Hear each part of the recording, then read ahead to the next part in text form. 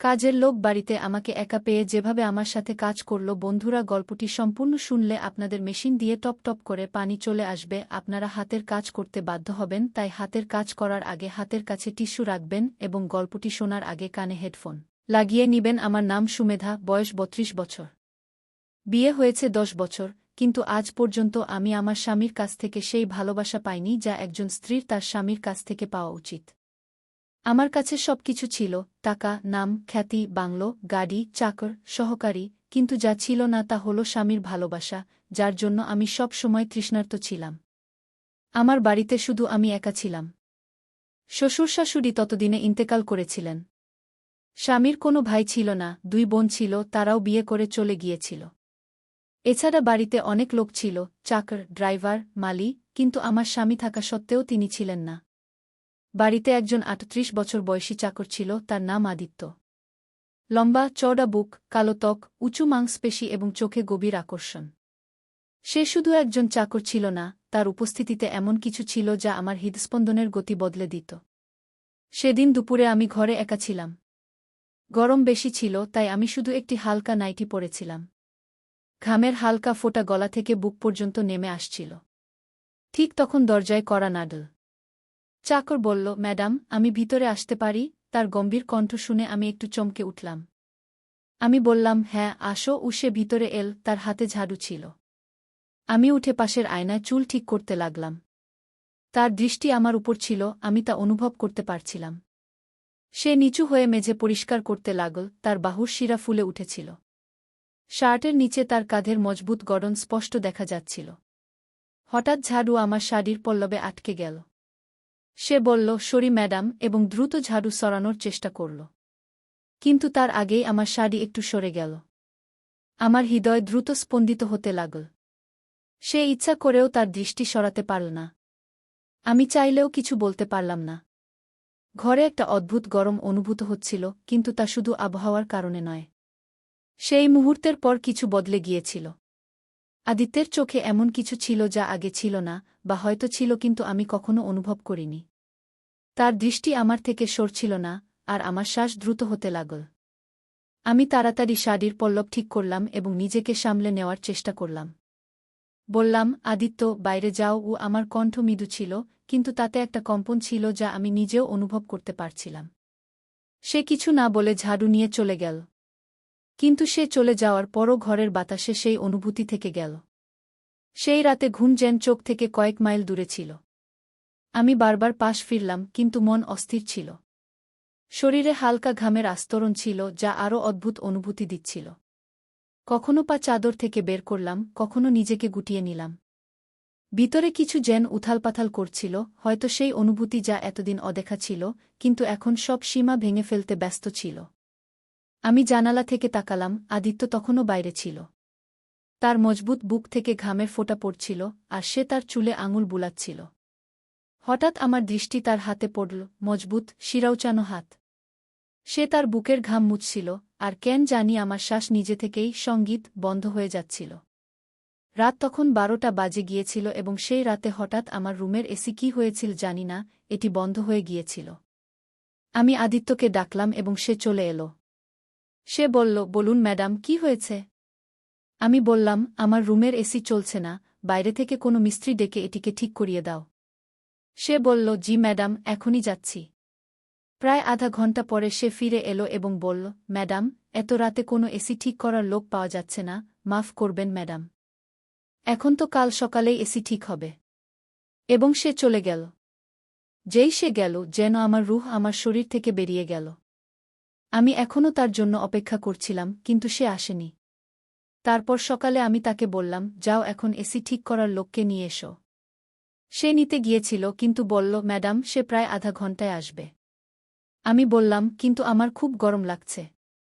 সে দরজার কাছে দাঁড়িয়েছিল, তার চোখে গভীর দীপ্তি ছিল, তার শক্ত হাত চৌকাঠে ঠেকানো ছিল, এবং আমি তার নিঃশ্বাসের হালকা গরম অনুভব করলাম।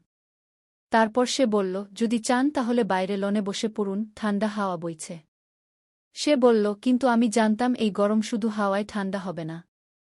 আমার ভেতরে একটা অদ্ভুত অস্থিরতা ছিল। আদিত্যের পুরুষালী ভাব, তার রব, তার গভীর কণ্ঠস্বর, সবকিছু আমাকে সেই মানুষের কথা মনে করিয়ে দিচ্ছিল যে একসময় আমার জন্য ঠিক এমনই ছিল। আমার স্বামী বিশাল, যে এখন শুধু নামের সম্পর্ক। আমি আদিত্যের দিকে তাকালাম, কিন্তু আমার মনে বিশালের ছবি ভেসে উঠল।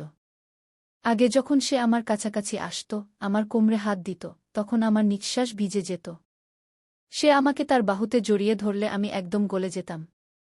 সে আমার চোখে তাকালে আমি ভুলে যেতাম দুনিয়ায় আর কেউ আছে। কিন্তু এখন যখন সে বাড়ি আসে, শুধু ফোনে ব্যবসার কথা হয়। এখন আমার চোখের খোঁজ, আমার অর্ধেক তৃষ্ণা তার চোখে পড়ে না। এখন যখন আমি তার বাহুতে যাই, সে শুধু একটা আনুষ্ঠানিকতা পালন করে, একটা মেশিনের মতো, যাতে না কোনো চাহিদা আছে, না সেই পুরনো ব্যাকুলতা।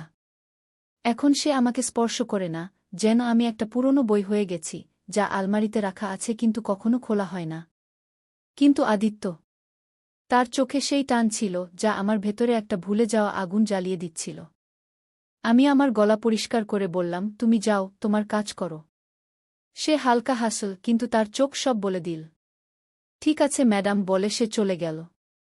আধা ঘন্টা পরে এসি ঠিক করার লোক চলে এলো এবং সে ঠিক করে চলে গেল। পরের দিন বিশাল বাড়ি আসার কথা ছিল, কিন্তু আমি জানতাম সে আমাকে 1 সেকেন্ডও দেবে না। আমি দুপুরে রান্নাঘরে দাঁড়িয়েছিলাম। সে বলল, শোনো, আমার শার্ট প্রেস হয়েছে? সে আমার দিকে না তাকিয়েই জিজ্ঞেস করল। আমি বললাম, হ্যাঁ, আদিত্য প্রেস করে এনেছে। বিশাল প্রথমবার নজর দিল আদিত্যের দিকে। আমি বললাম, হ্যাঁ, সেই নৌকর যে তোমাকে কখনো দেখা যায় না।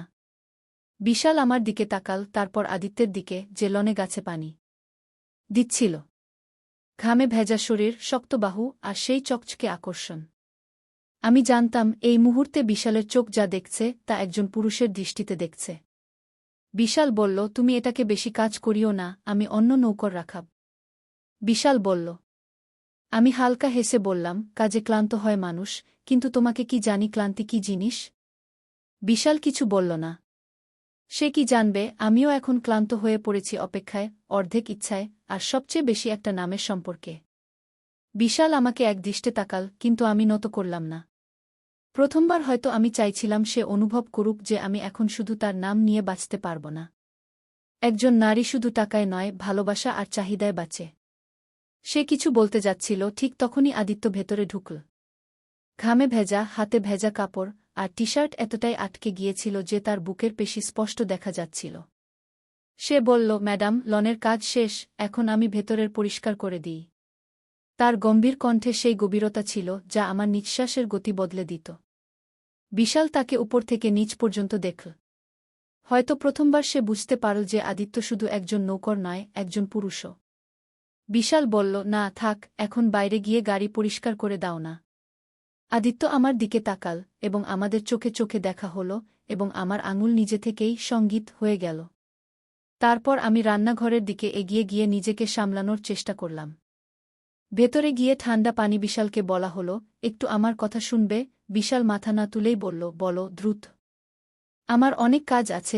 আমি গভীর শ্বাস নিয়ে ধীরে বললাম, কয়েকদিন ধরে ভাবছি আমরা কোথাও ঘুরতে যাই। বিশাল বিরক্ত হয়ে ল্যাপটপ বন্ধ করে আমার দিকে তাকাল। বিশাল বলল, সুমেধা, তুমি বুঝতে পারছ না? আমার এত সময় নেই যে ফালতু ঘুরে বেড়াব। যদি বোর হচ্ছ তাহলে কোনো কিটি পার্টি জয়েন করে নাও। ফালতু। আমার ভেতর কিছু ভেঙে গেল। আমি তার চোখে তাকালাম, কিন্তু সেখানে কোনো নরমি ছিল না, কোনো অনুভূতি ছিল না। আমি হালকা হাসিতে ব্যথা লুকিয়ে বললাম, তোমার মনে আছে আমাদের শেষ ডেট কবে হয়েছিল? বিশাল বিরক্তি নিয়ে বলল, এইসব বকবাক ছেড়ে দাও। যদি এতই রোমান্স চাও তাহলে কোনো মুভি দেখে নাও। প্লিজ, আমাকে ডিস্ট্রাক্ট করো না গে। এবার আমার চোখে পানি চলে এলো, কিন্তু আমি নিজেকে সামলে নিলাম। আমি বোকা ছিলাম যে এখনও বিশালের ভালোবাসা আর সময়ের জন্য তৃষ্ণার্ত ছিল। আমি ঠান্ডা স্বরে বললাম, ঠিক আছে, এখন আমি কখনো তোমাকে ডিস্টার্ব করব না। বিশাল আমার দিকে না তাকিয়েই বলল, গুড, এবং আবার ল্যাপটপ খুল। এই ছিল সেই মুহূর্ত যখন আমি শেষ চেষ্টা করেছিলাম। এখন আমি বুঝে গিয়েছিলাম এই সম্পর্কে আর কিছু অবশিষ্ট নেই। সন্ধ্যায় আমি লনে বসেছিলাম, আর আদিত্য সেখানে পানি দিচ্ছিল। আমার নজর অন্যমনস্কভাবে তার দিকে চলে গেল। শরীরে বয়ে যাওয়া ঘাম, মজবুত কাঁধ, আর মুখে এক অন্যরকম আত্মবিশ্বাস। আমি অনুভব করলাম আদিত্য কখনো আমার সাথে রুক্ষ আচরণ করেনি। সে শুধু ম্যাডাম ম্যাডাম করেই চলত। সে সবসময় আমার চোখের দুঃখ পড়তে পেরেছে, সবসময় আমার প্রতিটি প্রশ্নের উত্তর না বলেই দিয়ে দিয়েছে। ঠিক তখনই সে আমার দিকে তাকাল। আদিত্য বলল, ম্যাডাম, আপনি ঠিক লাগছেন না। গিয়ে আমি হালকা হাসার চেষ্টা করলাম। ঠিক আছি আদিত্য, শুধু একটু খালি খালি লাগছে। সে কিছু বলল না, শুধু নিঃশব্দে আমার দিকে তাকিয়ে রইল। কিন্তু আমি জানতাম এখন আমাকে এই খালিপন পূরণ করতে হবে। আমি আমার মনোযোগ বিশাল থেকে সরিয়ে আদিত্যের দিকে দিলাম। এখন আদিত্য আগের মতো ছিল না। সে শুধু আমার নকর ছিল না, বরং আমার একাকিত্বের গভীরতম সাক্ষী হয়ে গিয়েছিল। এখন তার চোখে সেই হিচকিচানি ছিল না যা আগে ছিল। এখন সেখানে অন্য কিছু ছিল, এক অকথিত আকাঙ্ক্ষা যা ধীরে ধীরে আমাদের সীমানা মুছে দিচ্ছিল। এখন যখনই সে আমার পাশ দিয়ে যেত, তার দৃষ্টি আমাকে অনুভব করতে বাধ্য করত। সে আগের চেয়ে বেশি আমার খেয়াল রাখতে শুরু করেছিল। যদি আমি ক্লান্ত থাকতাম, তাহলে না বলেই আমার জন্য ঠান্ডা পানি নিয়ে আসত। যদি আমার তবিয়ত ঠিক না লাগত, তাহলে হালকা স্বরে জিজ্ঞাসা করত, ম্যাডাম, মাথা টিপে দেব? যদি আমি দুঃখিত থাকতাম, তাহলে শুধু পাশে দাঁড়িয়ে থাকত। যেন এখন সে আমার নীরবতা পড়তে শিখে গিয়েছে। একদিনের কথা, গরম খুব বেশি ছিল, আর আমি ক্লান্ত ছিলাম। শাড়ির পল্লু একটু ঢিলা করে আমি নিজেকে একটু আরাম দেবার চেষ্টা করলাম। নাজুক গলায় কিছু ঘামের ফোঁটা চমকাতে লাগল, আর আমি ঘাম মুছতে তোয়ালে খুঁজছিলাম। ঠিক তখনই আদিত্য এগিয়ে এসে বলল, ম্যাডাম, নিন। আমি দেখলাম তার হাতে ঠান্ডা ভেজা কাপড়। আমি তা নেবার জন্য হাত বাড়ালাম, কিন্তু সে নিজেই কাপড়টা আমার কবজিতে রাখল। তার আঙুল হালকা করে আমার ত্বক স্পর্শ করল, আর এক অদ্ভুত শিহরণ আমার ভেতর দিয়ে ছুটে গেল। আমি চমকে তার চোখে তাকালাম। সে এখন আমাকে একজন নকরের মতো নয়, একজন নারীর মতো দেখছিল। পরদিন সন্ধ্যায় আমি লনে বসেছিলাম। হালকা বাতাস বইছিল, কিন্তু আমার হৃদস্পন্দন দ্রুত ছিল। ঠিক তখনই আদিত্য ভেতর থেকে বেরিয়ে এলো, শার্টের উপরের দুটি বোতাম খোলা, ঘামে ভেজা চকচকে ত্বক, আর মজবুত কাঁধ। সে আমার কাছে এসে দাঁড়াল। আদিত্য ধীর স্বরে বলল, ম্যাডাম, আপনার খুব গরম লাগছে। আমি হালকা হেসে বললাম, তুমি কিভাবে জানলে? সে নিচু হয়ে টেবিল থেকে পানি আমি কেঁদে ফেললাম, আর্তনাদ করে। আমি বললাম, আমার কারও প্রয়োজন আছে। আদিত্যও। আমি তার প্রশস্ত বুকের সাথে লেগেছিলাম, তার উষ্ণ নিঃশ্বাস আমার গলায় লাগছিল। তার শক্ত হাতগুলি ধীরে ধীরে আমার পিঠে জড়িয়ে ধরল। আমি কাঁপা গলায় বললাম, আমি খুব একা আদিত্য। বছরের পর বছর এই সম্পর্কে, এই বাড়িতে আমি শুধু নামের স্ত্রী হয়ে থেকেছি। কেউ আমাকে বোঝে না, কেউ আমার প্রয়োজনীয়তার খেয়াল রাখে না। আমি ধীরে ধীরে তার মুখ আমার হাতে নিলাম। কিন্তু তুমি তো আমাকে বোঝো না আদিত্য। আদিত্য চুপ ছিল, কিন্তু তার চোখ অনেক কিছু বলছিল। কিছুক্ষণ নীরবতার পর সে আমার হাত তার হাতে শক্ত করে ধরে ফেলল। আদিত্য ধীরে বলল, যখনই আপনি দুঃখিত হতেন, যখনই আপনার চোখে হতাশা দেখতাম, আমার ব্যথা হতো। ম্যাডাম। তার গলার আওয়াজ ভারী ছিল, যেন বছরের ব্যথা তাতে ভরা। কতবার ইচ্ছা হয়েছে আপনাকে বলি যে আমি আপনাকে কতটা পছন্দ করি, যে যখন আপনি হাসেন, মনে হয় আমার পৃথিবী সম্পূর্ণ হয়ে যায়। কিন্তু আমি শুধু একজন চাকর ছিলাম, কিছু বলতে পারিনি। সে গভীর শ্বাস নিল। কিন্তু এখন আর নয়।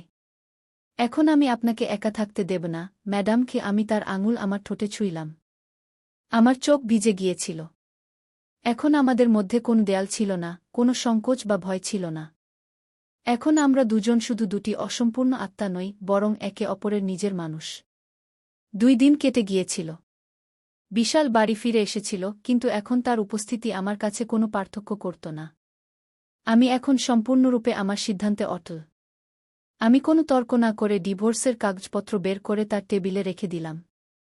সে কিছুক্ষণ কাগজপত্রের দিকে তাকিয়ে থাকল, তারপর আমার দিকে তাকাল। আমি কোনো আবেগ না দেখিয়ে বললাম, এই সম্পর্কে এখন আর কিছু অবশিষ্ট নেই বিশাল। আমরা দুজন শুধু একটি ভান বজায় রেখেছি। বিশাল কোনো প্রশ্ন করল না, কোনো রাগ দেখাল না। সে কলম তুলে নীল এবং নিঃশব্দে কাগজে সই করে দিল, যেন সে বছরের পর বছর এই মুহূর্তের অপেক্ষায় ছিল। আমি হালকা হাসি দিয়ে বললাম, এই সিদ্ধান্ত আমাদের দুজনের জন্যই সঠিক। বিশাল মাথা নাড়ল, হ্যাঁ সুমি। সম্ভবত এটা অনেক আগেই হয়ে যাওয়া উচিত ছিল। ঠিক সেই দিনই আমি বিশাল থেকে আমার অংশ নিলাম এবং এই শহর ছেড়ে যাওয়ার সিদ্ধান্ত নিলাম। এখন আমি অন্য কোথাও যেতে চেয়েছিলাম, যেখানে আমি শুধু কারও স্ত্রী নই, বরং একটি সুখী নারী হয়ে থাকতে পারি। আমি একটি নতুন শহর বেছে নিলাম, নতুন বাড়ি নিলাম, এবং সবচেয়ে বড় কথা, আমি আদিত্যকে আমার সাথে নিয়ে গেলাম। এখন সে শুধু আমার চাকর ছিল না, এখন সে আমার সঙ্গী ছিল। আমরা কোনো ধুমধাম ছাড়াই সরলভাবে বিয়ে করলাম। এখন আমি এমন একজন নারী ছিলাম যাকে তার সঙ্গী তার চোখে ধরে রাখত। এখন কোনো অবহেলা ছিল না, কোনো অভিযোগ ছিল না। এখন যখন আমি ক্লান্ত হতাম, আমার জন্য একটি কাঁধ থাকত। এখন যখন আমি হাসতাম, আমার হাসিতে কেউ শরিক হতো।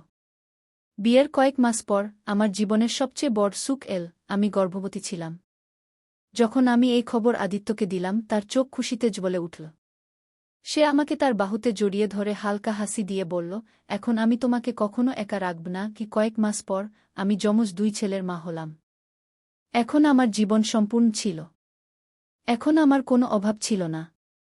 আমি পেয়েছি ভালোবাসা, পেয়েছি সময়, পেয়েছি সম্মান, এবং সবচেয়ে বড় কথা, পেয়েছি আমার সত্যিকারের সঙ্গী। যখনই আমি আমার যমজ সন্তানদের কোলে নিয়ে বসতাম, আদিত্য আমাকে দেখে হাসত। এখন আমি বুঝতে পারতাম যে আমার সিদ্ধান্ত একদম সঠিক ছিল।